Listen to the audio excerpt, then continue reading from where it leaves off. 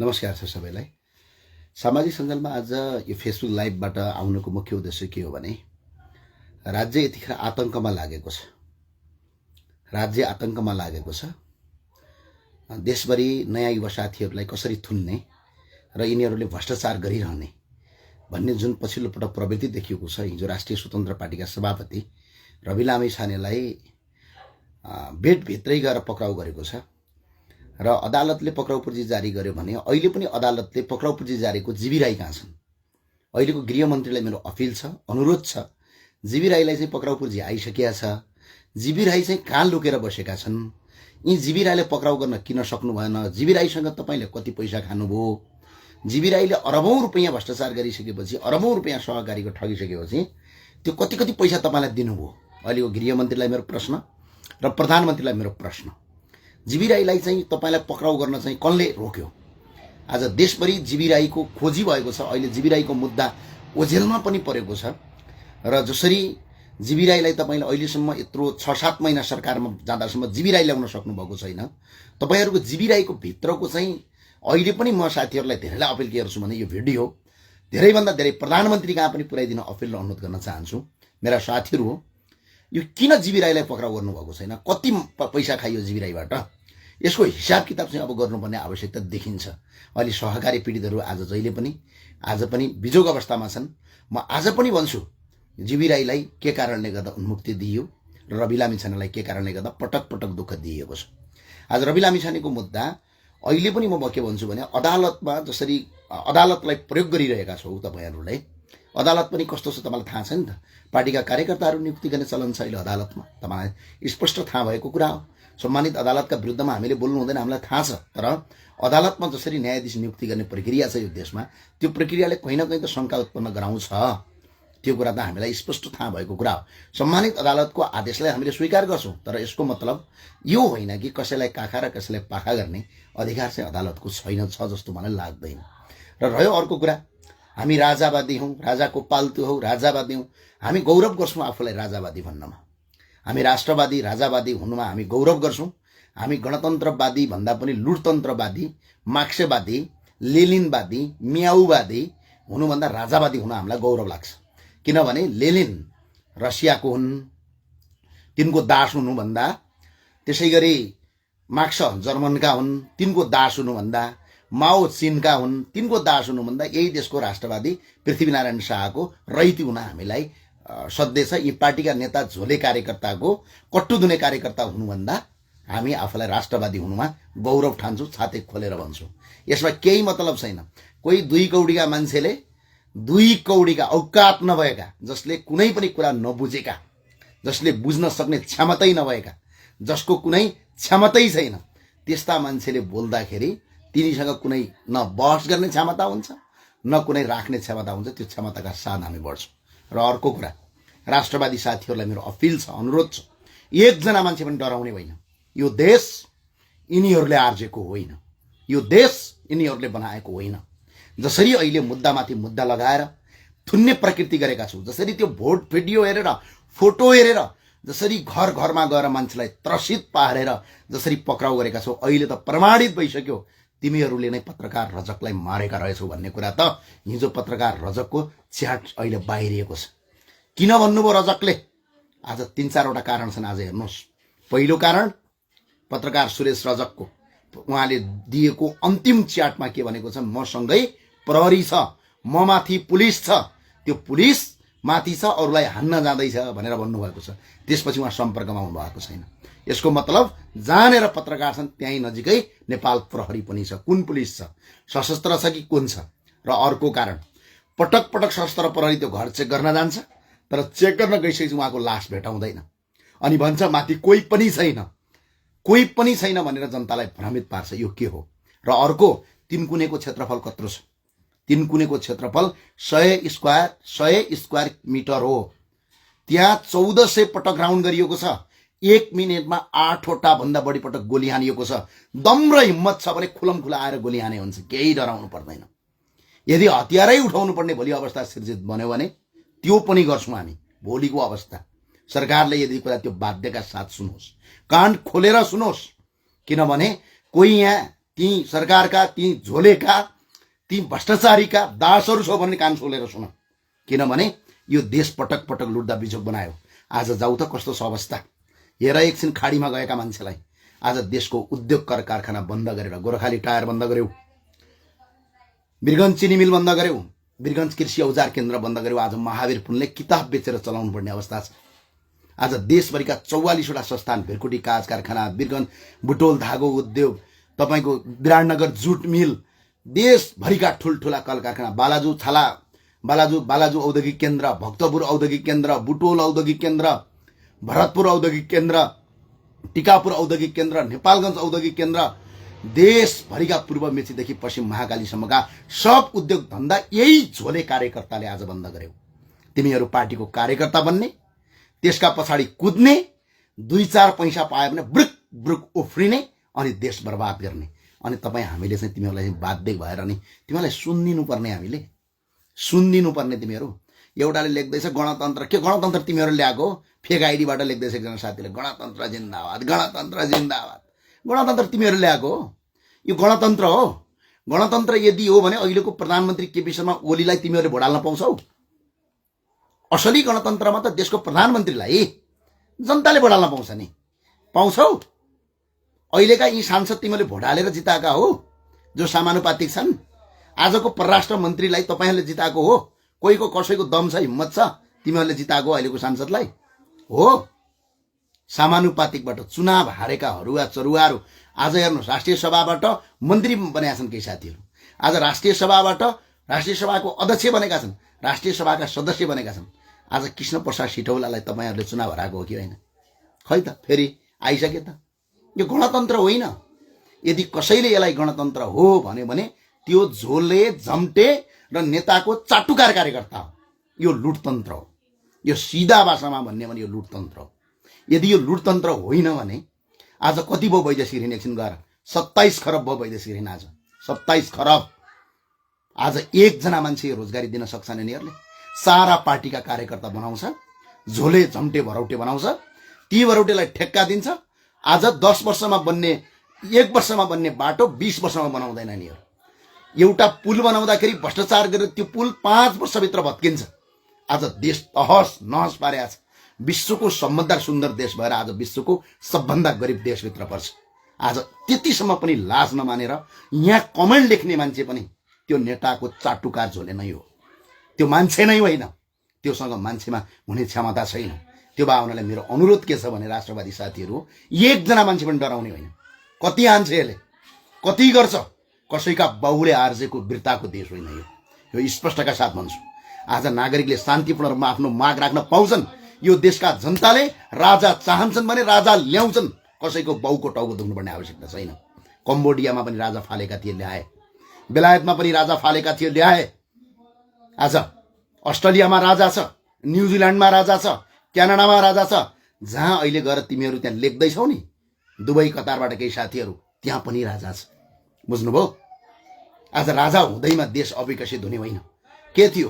त्रिभुवन विमानस्थल तिमीहरूका नेताले बनाएको, यी टाउके झोले नेताले बनाएको। तिमीहरू गुड्ने बाटो यिनीहरूले बनाएको।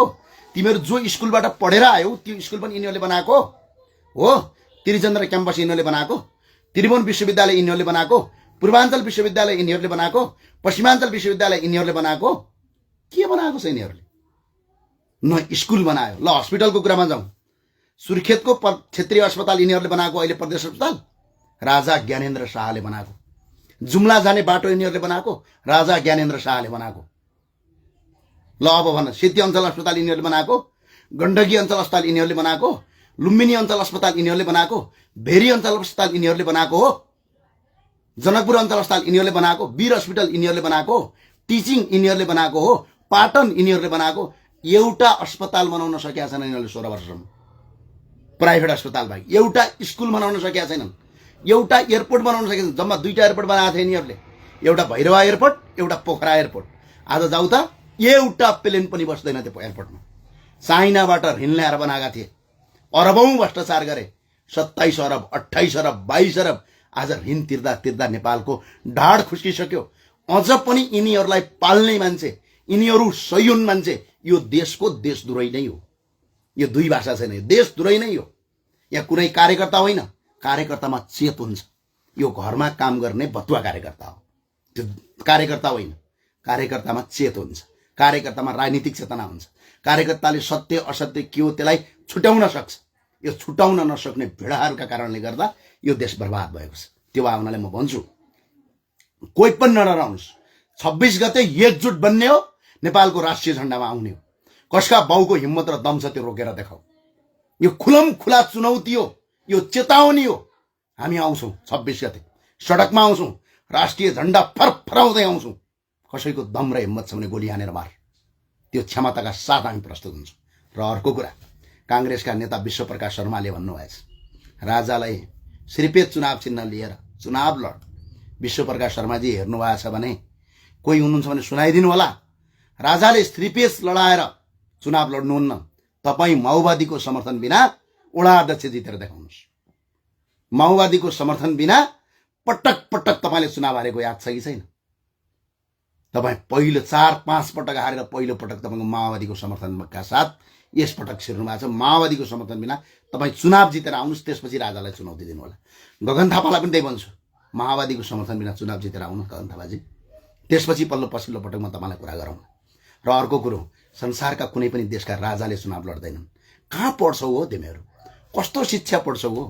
कुन शिक्षा पढ्छौ हो?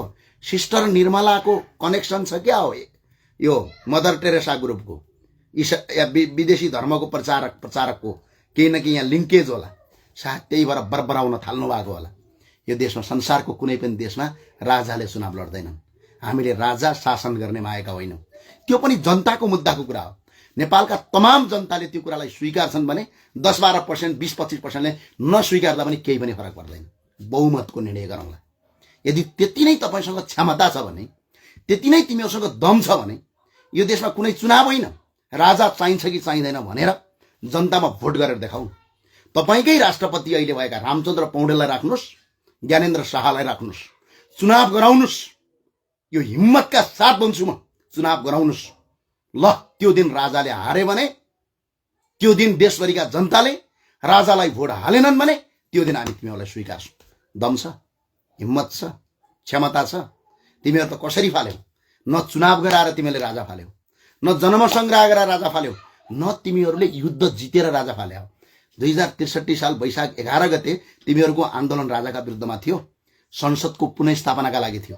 नेपाली जनतालाई झुक्क्याउने केका लागि थियो? संसद स्थापना गर भन्नका लागि थियो। राजाले संसद स्थापना गरिदिनु। 2063 साल वैशाख 11 गतेदेखि 2065 साल जेठ 15 गते राजा गएका छन्। 14 महिना राजा केका लागि राख्यौ त? त्यसो भने यदि तिमीहरूले आन्दोलनबाट राजा फालेका हो भने राजा केका लागि राख्यौ? तिमीहरूले के पूजा गर्न राख्यौ? तिमीले आन्दोलनबाट फाल्या हो? छाती खोलेर भन्न सक्छौ नेपालको कुन ठाउँमा बहस गर्न सक्छौ? म आउँछु। छाती खोलेर भन्न सक्छौ राजा तिमीहरूले आन्दोलनले फाल्या हो? आन्दोलनले फालेको भए 2063 साल वैशाख 11 गते तिमीले राजा फाल्नु पर्थ्यो। सक्यौ? सकेनौ। आन्दोलनले फालेको होइन।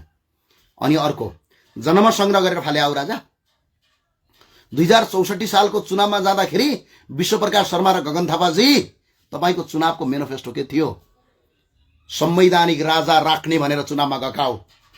अहिले गएर हेर्नुहोस् तपाईको काङ्ग्रेसको पत्र 2064 सालमा। अहिले 2-4 जना नेताहरू त्यो राजा आयो भने लुट्न पाइँदैन, खान पाइँदैन, मर्ने गरी घिच्न पाइँदैन भनेर अहिले उफ्रिएर हुन्छ। के थियो मेनिफेस्टो? तपाईको काङ्ग्रेसको सभापति गिरिजाप्रसाद कोइरालाको भर्जन के थियो? उहाँले राजा सहितको प्रजातन्त्र भनेर भन्नुभएको थियो। तपाईहरू 2064 सालमा चुनावमा जाँदाखेरि राजा चाहिन्छ भनेर चुनावमा गएर भोट ल्याएर आएको। नेकपा एमाले पनि राजा चाहिन्छ भनेर चुनावमा गएर भोट ल्याएर आएको। अनि भोट ल्याउँदाखेरि चाहिँ राजा चाहिन्छ भनेर ल्याएर आउने, अनि यहाँ आइसकेपछि चाहिँ अनि राजा चाहिँदैन भनेर त्यो आफ्नो नामै लेख्न नसक्ने, नाम पनि लेख्न जान्दैनथे, पार्टीलाई सहयोग गरेको समानुपातिक परेको तातो नछारेका मान्छेहरू ल्याएर, त्यो पनि अल्फाबिटा कम्प्लेक्समा बसेर युएसआइडी को फन्ड खाएर अमेरिकनको दलाल बनेर अनि राजा फाल्दिने हामीले चाहिँ स्वीकार्नु पर्ने तिमीहरूलाई। ल, त्यसपछि अर्को कुरा विश्वप्रकाश र गगनलाई मेरो खुला चुनौती हो, खोजेर हेर्नुहोस्। 2066 सालमा पहिलो संविधान सभापछि यो देशमा प्रदेश संरचना चाहिन्छ कि चाहिँदैन, हिन्दू राष्ट्र चाहिन्छ कि चाहिँदैन, यो देशमा राजा चाहिन्छ कि चाहिँदैन भनेर नेपालका 601 जना सांसदलाई हरेक निर्वाचन क्षेत्रमा सर्वेक्षण कलेक्सन गर्ने, मत कलेक्सन गर्ने, जनताको कुरालाई कलेक्सन गर्ने, संकलन गर्ने, सुझाव संकलन गर्ने भनेर पठाइएको छ। त्यो पोको कहाँ छ? विश्वप्रकाशजी कहाँ छ? तपाईँ त बेसरी उफ्रिनुहुन्छ विश्वप्रकाशजी। त्यो पोको कहाँ छ एकछिन भन्नुहोस् विश्वप्रकाश दाई, महामन्त्री विश्वप्रकाश शर्मा र गगन थापाजी। त्यो पोको कहाँ छ? त्यो त जनताले आफ्नो मत जाहेर गरेको हो त। मेरो जुम्लामा त्यतिखेर नरेश भण्डारी आउनु भएको थियो, तपाईँका ठाउँमा पनि गाउँ गाउँमा जानुभएको थियो। त्यो पोको कहाँ लुकाएर राख्यो? त्यसपछि भएन भने 2070 साल पछाडि पनि तिमी फेरि त्यो पोको ल्याउन गयौ। 70 सालको चुनावपछि फेरि त्यो सुझाव संकलन गरेको पोको कहाँ छ? त्यो पोको खोल न त। नेपाली जनताले हिन्दू राष्ट्र चाहेका छैनन्, छन् कि छैन? नेपाली जनताले प्रदेश संरचना खारेज गर्ने चाहेका छन् कि छैन? नेपालका 90% भन्दा बढी जनताले प्रदेशका विरुद्धमा भोट हालेको छ। त्यतिखेर नेपालका 80-82% भन्दा बढी जनताले हिन्दू राष्ट्रको पक्षमा भोट हालेको छ। नेपालका 80-82% जनताले जनताबाट प्रत्यक्ष निर्वाचित कार्यकारी प्रधानमन्त्रीमा भोट हालेको छ। आज त्यो पोको खोल्न सक्यौ? त्यो लुकाएर बागमतीमा बगायौ कि कतै आगो लगाएर पोल्यौ कि? त्यो त पोको त गायब गर्यो त। अनि त्यो जनताको जनमत होइन। त्यो पोको खोल्न सक्ने हिम्मत छ? यो मैले झुटो बोलेको छु भने आएर मसँग फेस गर। नेपालको कुन ठाउँमा आउँछु म बहस गर्न तयार छु, हो कि होइन? गएर सोध्नुहोस् 64 सालमा निर्वाचन जितेका सांसदहरूलाई, सभासदलाई सोध्नुहोस् 70 सालमा गएका आफ्ना निर्वाचन क्षेत्रका सांसदलाई सुझाव संकलन गर्ने भनेर ल्याएको हो कि होइन? तर आज त्यो पोको त गायब गर्यो। अनि तिमीहरूले न युद्धबाट राजा फाले आऊ, न तिमीहरूले जन्म संग्रह गरेर राजा फाले आऊ, न तिमीहरूले चुनावबाट राजा फाल्यौ, न तिमीहरूले युद्धबाट फाल्यौ। तर तिमीले राजा कहाँबाट फाल्यौ? विदेशीको डलर खाएर राजा फाल्यौ। अहिले राजा आउँछ भन्दाखेरि तिमीहरूको टाउको दुख्नु पर्ने। चुनाव गर्नु पर्दैन विश्वप्रकाश शर्माजी, गगन थापाजी र विश्वप्रकाशलाई मेरो चुनौती हो। केही पनि गर्नु पर्दैन। तपाईहरूको 2/3 छ, 184 जना सांसदले तपाईँको पुग्छन्। अहिले केही पनि नगर्नुहोस्। ल अहिले राजा चाहिन्छन् कि चाहिँदैनन्? एक ठाउँमा राष्ट्रपति रामचन्द्र पौडेललाई उभ्याइदिनुहोस्, महामहिम राष्ट्रपतिलाई। एक ठाउँमा राजा ज्ञानेन्द्रलाई उभ्याउनुहोस्। देशभरिका जनतालाई भोट हाल भन्नुहोस्। त्यो भोट यदि राजाले हारे भने भोलिका दिन हामी स्वीकार्छौँ। राजा मन नपराउने विदेशीका डलरहरू, एनजिओमा काम गर्नेहरू, आइएनजिओका दलालहरू, त्यहाँ बाहेक र केही राजनीतिक रूपमा पुरा दिमागै खराब गरेर विदेशीवादी बोकेका मान्छे बाहेक, अवसरवादी बाहेक, चाहे त्यो काङ्ग्रेस होस्, चाहे त्यो एमाले होस्, चाहे त्यो विचारले काङ्ग्रेस होस्, चाहे त्यो विचारले एमाले होस्, चाहे त्यो विचारले कुनै स्वतन्त्र नागरिक होस्, चाहे त्यो विचारले राप्रपा होस्, चाहे त्यो विचारले माओवादी नै किन नहोस्, तर छातीमा राखेर इमानदार स्वाभिमान कार्यकर्ताले यो देशमा राष्ट्रपति ठाउँमा राजा नै चाहन्छ। नगरे पत्याए गरे भइगयो त। यसरी जनताको जनमत नगर्ने अनि राजालाई चाहिँ श्रीपेज लगाएर चुनाव लड्न आइजा भने चुनौती दिने। चुनाव लड्दैनन् राजा, जनमत संग्रह गरेर देखाइदेऊ नि त। तपाईँहरूको सरकार छ, तपाईँहरूको 2/3 छ, कसले रोक्छ तपाईँहरूलाई? तपाईँ पनि निर्वाचन जितेर आएको सांसद, हामी पनि निर्वाचन जितेर आएको सांसद। ल हामी पनि जनताको भोट ल्याएर आएको, तपाईँ पनि जनताको भोट ल्याएर आएको। गर्दै भइगयो त। त्यो दुनियाँ कुरा गर्न हिम्मत छ, दम छ। कुन दिन विदेशीले ठोक्छ भनेर थुरुरुरु काँपेर बसेको छु। विदेशीको एजेन्डा ल्याएर यो देश बर्बाद पार्या होइन। आज ल भन्नुहोस्, अहिले एकजना युवालाई तिमीले रोजगारी दिन सक्यौ? यत्रो 16-17 वर्षसम्म एकजना मान्छेलाई न्याय दिन सक्यौ? एकजना मान्छेलाई निःशुल्क शिक्षा दियौ, निःशुल्क स्वास्थ्य दियौ, राम्रो बाटो दियौ? कोही जनतालाई आज हिजो मात्र सुर्खेतमा अदालतभित्र मट्टी तेल खनेर आगो लाउँदै थिइन्। एकजना बहिनीले जाजरकोटको अदालतबाट न्याय नपाएर यस्तोसम्म गर्यौ तिमीहरूले। याद छ राजा महेन्द्रले आफ्नै ससुरालाई यदि अन्याय गरेका कारणले आफ्नै ससुरालाई थुन्ने प्रधान न्यायाधीशलाई गोर्खा दक्षिण बाहुबाट पुरस्कृत गरेर उहाँले घोषणा गर्नुभएको थियो। त्यो क्षमता छ। तिमीहरूका गुण्डा कार्यकर्ताहरू अहिले एकछिनमा रिगेल जस्ता गुण्डाहरूलाई तिमीहरूले छोड्या होइन हिजो? अनि यसरी तिमीहरू अदालतलाई चाहिँ आफ्नो बकौती सम्झिन्छौ। देशभरिका अड्डा अदालत सभा चम्चे झोले कार्यकर्ता भर्ती गरेर देशभरि विध्वंस मचाएका छौ। अझ तिमीहरूका विध्वंसका विरुद्धमा बोल्यो भन्दैमा गोली हान्ने आदेश दिने। म प्रहरीका साथीहरूलाई भन्छु, हेर प्रहरीका साथीहरू, तिमीहरूको आज तलब अवस्था कस्तो छ? तिमीहरूको आज ड्रेस के छ? बिहान बल्टी तिमीहरूको ड्रेस धोएर सुकायो भने बेलुका बल्टी तिमीहरूले आफूले लाउने ड्रेससम्म गर्दैनौ। यति भ्रष्टाचार भयो। कहाँ कति भयो छोड्देऊ। आज एयरपोर्टमा जाऊ त 4वटा प्लेन थन्काएर राखेको छ। चाइनाबाट 2 अर्बको प्लेन ल्याएर नचल्ने नउड्ने प्लेन ल्याएर थन्काएको छन्। आज जनताले सस्तोमा हवाई टिकट पाएको छ, जनताको पैसा खर्च भएको छ। अनि त्यसको कुरा उठाउँदा तिमीहरूको टाउको दुख्ने, मुट्टु पोल्ने, देशमा लुट्न पाउने, अझ केही झोले झम्टे भत्तुए कार्यकर्ताहरू चाहिँ उफ्रिएर विरोध गर्ने। यही हो? ल जाऊ न तिमीहरू न्याय देऊ। देशको एकजना मान्छे विदेश जान नपर्ने गरी यही देशमा उद्योग खोल, यही देशमा कल कारखाना खोल, यही देशमा आज पनि नागरिकले अदालतबाट निशुल्क न्याय पाइन्छ भनेर घोषणा गर। भोलिबाट दिन हामी बोक्दैनौँ। ल सक्छौ? आज प्रधानमन्त्रीको हालत के भयो? भारतको प्रधानमन्त्री नरेन्द्र मोदीलाई भेट्नका लागि बिचरा गिडगिडाउनु पर्यो। 4 दिन 5 दिनसम्म वेट गरेर भेटेपछि आउनुहोस् हजुर नेपाल भ्रमण भन्दा म आउँदैन भन्दै नरेन्द्र मोदीले। तिमीहरूको हालत त्यस्तो छ। तर यही राजा हो। भुटान जाँदाखेरि कस्तो सम्मान थियो, अमेरिका जाँदा कस्तो सम्मान थियो, त्यही भारतमा जाँदा भारतको राष्ट्रपतिले राजाको कारको गेट खोल्थ्यो। गएर हेर एकछिन भिडियो खोल, त्यो हिम्मत राख न, त्यो क्षमता राख न। त्यसपछि हामी माग्दैनौँ। ल राख्छौ क्षमता? छदम विदेशीको दलाल भएका कारणले गर्दा तिमीहरूलाई गर्ने व्यवहार र आज टोयलेटमा काम गर्ने कर्मचारीको भन्दा पनि तिमीहरूको तल्लो स्तरको व्यवहार विदेशी नेताहरूले तिमीहरूलाई गर्छन्। अनि तिमीहरू चाहिँ यहाँ उफ्रेर हुन्छ, 2-4 जना कार्यकर्ता उफारेर अनि अन्तर्राष्ट्रिय जगतमा तिमीहरूको छवि बन्छ? भन्दैन। म आज पनि भन्छु, बीपीका कार्यकर्ता हो भने विश्वप्रकाश गगन थापालाई मेरो खुला चुनौती हो। बीपी प्रसाद, विश्वेश्वर प्रसाद कोइरालाका यदि तपाईँ सच्चा कार्यकर्ता हो भने राजा सहितको प्रजातन्त्र स्वीकार्नुहोस्। होइन, बीपीका कार्यकर्ता होइनौ, युरोपियन युनियनका दलाल हौं, युएसआइडी फन्डका मालिक हौं, सिस्टर निर्मलाका, विशेष गरेर साउथ अमेरिका हाम्रो नेपाल दक्षिण भारतमा बस्ने मदर टेरेसा फाउन्डेसनका कोही नातेदार हौं, त्यहाँबाट आएको मालपानी खाने हौं, देशमा धर्म मास्न, सरकार संस्कार मास्न हुँ भन्ने कुरा यदि लाग्छ भने तिमीहरू जेसुकै भन, जनता तिम्रा पक्षमा छैन। आज त्यो कारणले गर्दाखेरि म भन्छु, चुनावका सँग लकार्ने होइन। त्यही भएर अहिले राष्ट्रवादी साथीहरू एकजना मान्छे नडराऊ। साह्रै डर देखाइरहेको छु। प्रहरीहरूलाई भन्छु, अपिल गर्छु, प्रहरी साथीहरू हो, यिनले भ्रष्टाचार गरेर तिमीहरूको कपडा लाउने ड्रेसमा सम्म यिनले भ्रष्टाचार गरेका छन्। आज ड्रेस हेर त कस्तो छ। ड्रेस तिमीहरूले धोएर पखाल्न सक्दैनौ, धोएर सुकायो भने बेलुकापट्टि तिमीहरूको ड्रेस हेर्दैनौ। आज तिमीहरूको तलब कस्तो छ।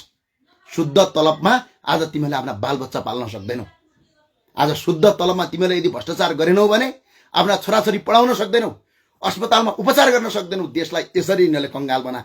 अझै यिनीहरूको आदेश मानेर राष्ट्रिय झण्डा बोकेका दाजुभाइलाई जसरी सबिन महर्जनलाई गोली हानेर मार्यौ, त्यसरी गोली हानेर मार्यौ भने एक दिन जनताले यस्तरी सडकबाट उठ्नेछन् कि प्रहरी भन्ने चिजलाई नामो निशान मेटाउलान्। यो कुरा पनि होशियारका साथ गर, किनभने जनता उग्र हुनेवाला छ। जनता सहेर बसिया छ। तिमीहरूको अपराध, तिमीहरूको भ्रष्टाचार यतिसम्म अपराध गर्यौ तिमीहरूले। हुँदा हुँदा नेपाली नागरिकलाई भुटानी बनाएर तिमीहरूले बेच्यौ। यति बेच्दाखेरि पनि अझ हामी चुप लागेर बस्यौं। अझ तपाईहरूको हालत यस्तो बनाउनु पर्छ। एउटा के भन्छ, केन्द्र ओली भन्ने एउटा भत्तुओ कार्यकर्ता तेरो हालत गर्नुपर्छ भन्छु। लु आइजा नि त, हालत गरौँ। लु खान्छ, आइजाऊ, खुलम खुला हो, ल आइजाऊ, केही टेन्सन छैन। कुन ठाउँमा आउने हो, कहाँ आउने हो, म तयार भएर बसेको छु। त्यसमा केही आपत्ति छैन। राष्ट्रवादी हौं, नेपालको राष्ट्रिय झण्डा बोक्छौं, दलालहरूलाई प्रकाश गर्छौं। यसमा दुई मतै छैन। त्यो लुकेर लेख्नु पर्दैन। खुलम खुला आयो भन्छ। म हिजो पनि लडेर आएको मान्छे हो। तिमीहरूको जस्तो कोही माओवादीको एमालेको चम्चागिरी बनाएर तलबाट यसो नै माओवादीले सहयोग गरेर जित्या होइन, गगनजी र विश्वप्रकाशजीले जिते जस्तो एक्लै तिमीहरूको गठबन्धनलाई हराएर आएको। बुझ्यौ? त्यो डराउनु पर्ने कुनै कारण छैन। चाहे त्यो फिजिकल होस्, चाहे त्यो तपाईँको मतान्तरको कुरा होस्, त्यो भयो भने कोही पनि नडराउनुहोस्। 26 गते एकजुट बन्नुहोस्, राष्ट्रवादी झण्डामा एकजुट बन्नुहोस्। बिगुल फुक्ने हो, फुक्ने हो, फुक्ने हो, किनभने शान्तिपूर्ण हुन्छ। हामी कसैमाथि ज्यादती गर्दैनौँ, तर हाम्रो आन्दोलनमाथि दबाउने कोसिस गर्छ भने त्यसको मूल्य हामी प्रहरीमाथि पोख्दैनौँ, नेताका घर घरमा पोख्छौँ। यो कुरा याद गर्नु होला। जसले आदेश दिन्छ त्यो आदेशको घर परिवारमा पोख्छौँ। त्यो भावनालाई अपिल छ, मेरो अनुरोध छ, हामी शान्तिपूर्ण गर्छौँ। कसैसँग एकजना मान्छे डराउने होइन, छातीमा हात राखेर भन्ने, यी भ्रष्टाचारीलाई सहेर बस्ने कि यिनका विरुद्धमा खडा हुने, एकपटक खडा हुने हो। 26 गते खडा हुने हो, देशका कुना कन्दराबाट काठमाडौँमा जम्मा हुने हो, नेपालको राष्ट्रिय झण्डा बोक्ने हो, बोक्ने हो, बोक्ने हो। यिनीहरूका विरुद्धमा खडा हुने नै हो, चाहे 10 जना भए पनि खडा हुने हो, 20 जना भए पनि खडा हुने हो। यिनीहरूले यति अत्याचार गरेका छन्, बाटोमा हिँड्दै गरेको मान्छेलाई गोली हानेर मार्ने, पत्रकारलाई जलाएर मार्ने, अझ आगो लगाएर 100 मिटरको त्यो उसमा 1400 गोली हानेपछि अनि तिमीलाई पूजा गरेर बस्छन् ती मान्छेहरूले। बिरालोलाई एउटा घरभित्र थुनेर चारैतर्फबाट कुट्न थाल्यो भने के गर्छ? बिरालोले जता बेटा त्यतै कोतार्दै हिँड्छ। अनि ती भाटभटिनी गर्ने राजावादी हुन्, त्यहीँ वरिपरिका मान्छे हुन् भनेर त प्रमाणित गरिसक्यो त। स्वयं अन्य कोही पार्टीका केन्द्रीय सदस्य त प्रमाणित भयो त, त्यो राजावादी हुन्, त्यो आगो लाउने राजावादी हुन् पर जडीबुटीमा। यी त काङ्ग्रेस एमालेका भिजलान्ते कार्यकर्ता हुन् भन्ने त पुष्टि भइसक्यो त। त्यो भए हुनाले यस्ता गलत कामहरू नगर्नुहोस्। म अहिले पनि भन्छु, एकजना मान्छे डराउने होइन, एकजना पनि डराउने होइन। आज जसरी यिनीहरूले रवि लामिछानेलाई थुने, यिनीहरूले भ्रष्टाचार जीवी राई पक्रिन सक्दैनन् यिनीहरू। खै त जीवी राईले पनि त पक्राउ पुर्जी जारी गरेको छ त। कहाँ छ त जीवी राई? कुन ठाउँमा छ? जीवी राईलाई त ल्याउनु पर्यो त यिनीहरूले। त्यो भए हुनाले म आज पनि भन्छु, एकजना साथीले भन्छ राजाले 521 वर्षदेखि छ, सायद दारू खाएर कुरा गरे होला, असीम भन्नेले। राजाले 240 वर्ष हो, 240 वर्षमा 78 वर्ष सक्करी राज संस्था चल्या हो। 2017 देखि 2046 सम्म चलेको, त्यसलाई स्वर्णिम युग भन्छ। आज जुन स्कुलमा तिमी साथी पढ्छौ नि, त्यो पनि 2070 देखि 2046 पढ्ने हो। जुन बाटोमा गुड्छौ नि, त्यो पनि 2070 देखि 2046 मा बने हो। जुन तपाईको आज एयरपोर्टमा उड्छौ नि, त्यो पनि त्यतिखेरै बनेको। जुन अहिले स्थानीय तहको संरचना छ नि, त्यतिखेर गाउँ पञ्चायत भन्ने थियो, त्यतिखेरै बनेको।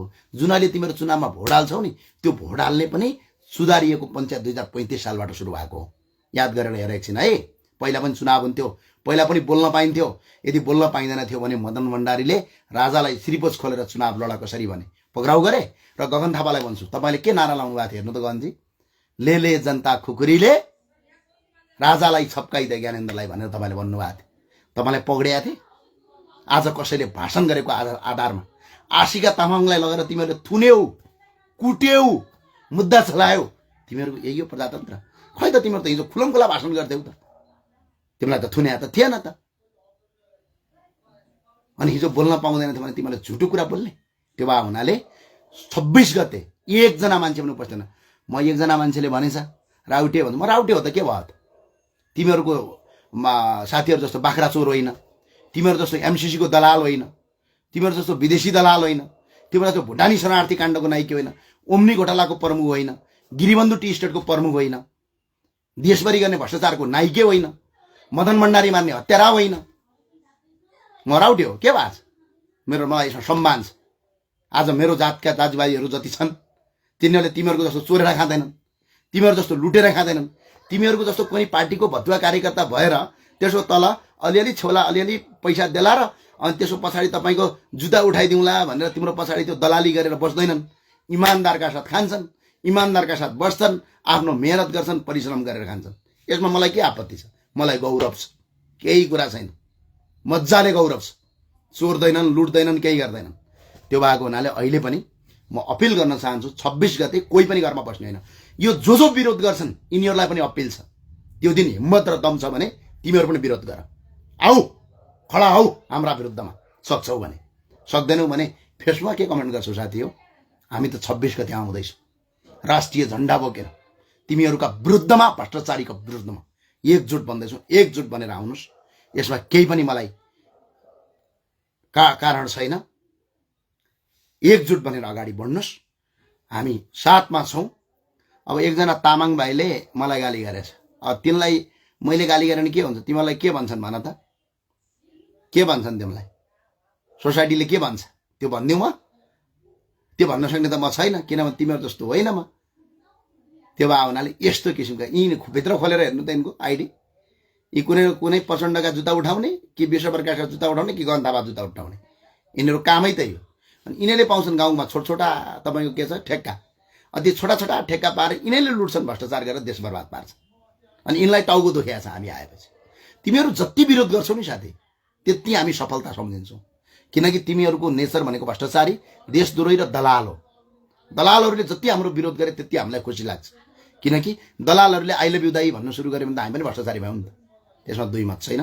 हामी 27-26 गते काठमाडौँमा भेट्छौँ, एकजुट भएर भेट्छौँ। हस्, धन्यवाद।